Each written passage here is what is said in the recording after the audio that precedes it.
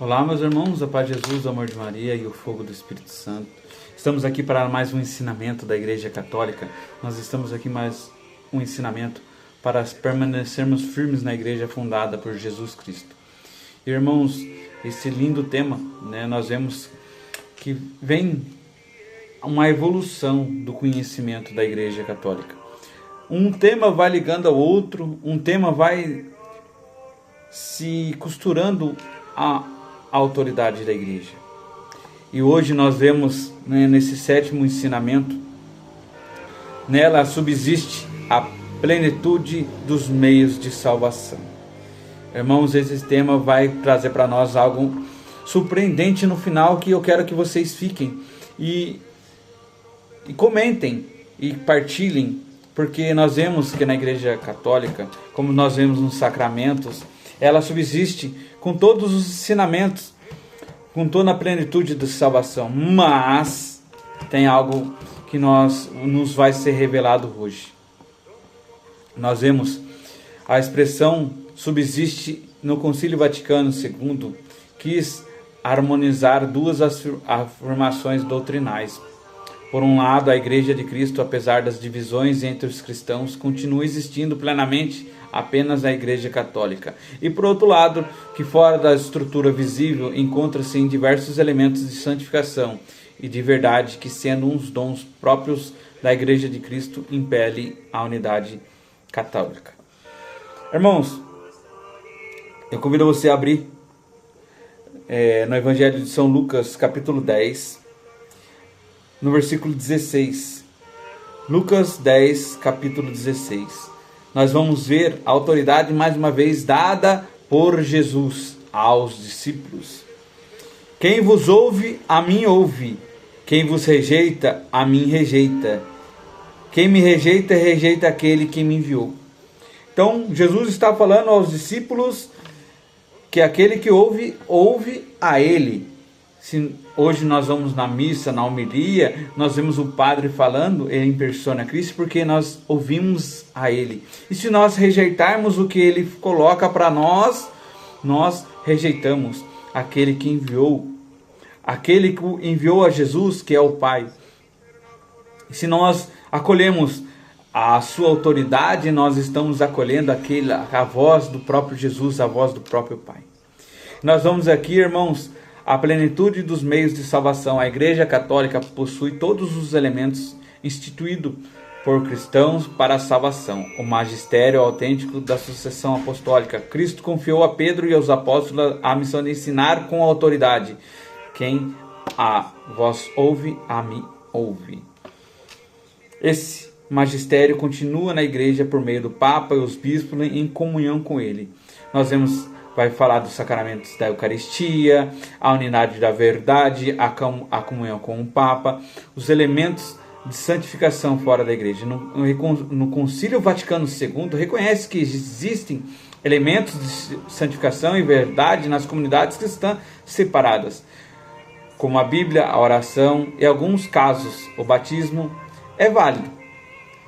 Unitatis Redemptoris 3. De uma encíclica, onde vai falar da Bíblia, da oração, do batismo, em alguns casos válidos, que quando usa a fórmula correta, que o próprio Jesus disse.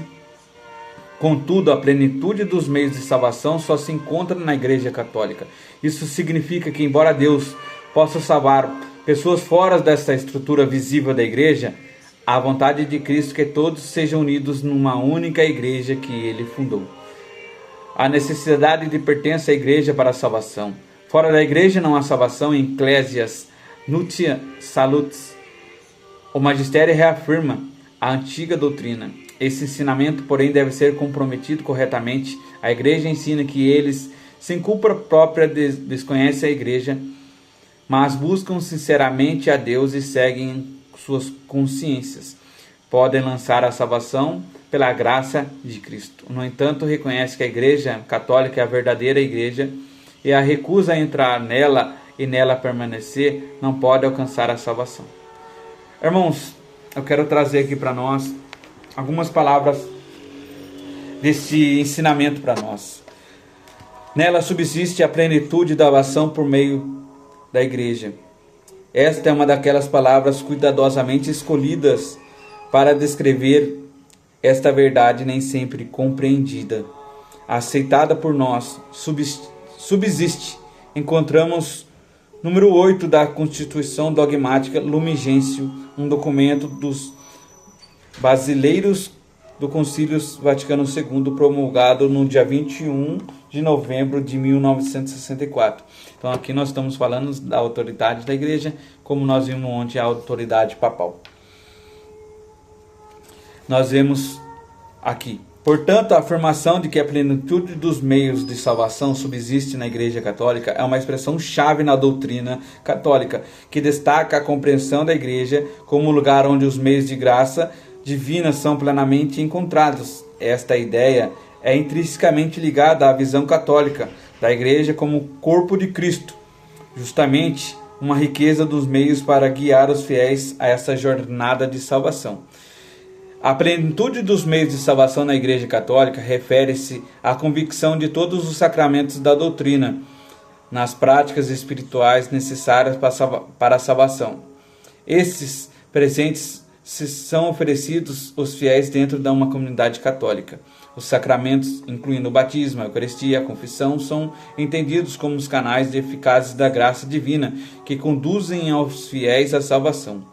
Além dos sacramentos, a doutrina católica ensina pelo magistério da Igreja, fornece conjunto abrangente de verdade sobre a fé, moralidade da natureza de Deus, a Sagrada Escritura, a Sagrada Tradição, interpeladas pela autoridade das encíclicas eclesiásticas, são consideradas guias essenciais para a compreensão da vontade divina. Mas, irmãos, nós trazemos aqui para nós um ensinamento. Quem pode dizer realmente que é católico? O Catecismo da Igreja Católica explica claramente no parágrafo 836 e 837, se você tem o Catecismo da Igreja Católica, eu convido você a estudar. Todos os homens são chamados à unidade católica do povo de Deus. De vários modos ela pertence ou para ela estão ordenados. Todos os fiéis católicos, como os outros que também acreditam em Cristo, e finalmente todos os homens, sem exceção, que a graça de Deus chama à salvação. Estão plenamente incorporados na sociedade que é a Igreja, aqueles que, tendo o Espírito de Cristo, aceitam toda a organização e todos os meios de salvação nelas instituídos e que, além disso, pelos laços das profissões de fé, dos sacramentos do governo eclesiástico e da comunhão, estão unidos num todo visível da Igreja, com Cristo que dirige por meio do sumo pontífice e dos bispos, mas a incorporação não garante a salvação. Aquele que não, por sua perseverança na caridade, está no seio da Igreja de corpo, mas não de coração. Olha que bonito isso daqui, irmãos, para nós. Não importa se a Igreja tem todos os meios de salvação. Aqui está falando bem claro para nós. A Igreja tem sim todos os meios de salvação. Batismo, sacramento, penitência. Mas olha o que o Catecismo fala. Mas a incorporação não garante a salvação. Aquele que por não perseverar na caridade está no seio da Igreja de corpo, mas não de coração. Percebeu? Não basta ter a carteirinha de sócio a uma agremiação e cumprir fielmente suas obrigações. Para estar plenamente incorporado à Igreja é preciso principalmente ter o Espírito de Cristo recebido desde o dia do batismo, aceitar a forma organizada da Igreja Católica, viver os meios de salvação presente na Igreja, professar todos os artigos de fé, participar dos sacramentos, reconhecer a autoridade do Papa e do Bispo. Nós estamos aprendendo ao decorrer desses ensinamentos esta autoridade papal, a autoridade que ele tem de ligar no céu. Nós estamos vendo os sacramentos da Igreja, nós estamos vendo os artigos de fé, nós estamos vendo os meios de salvação.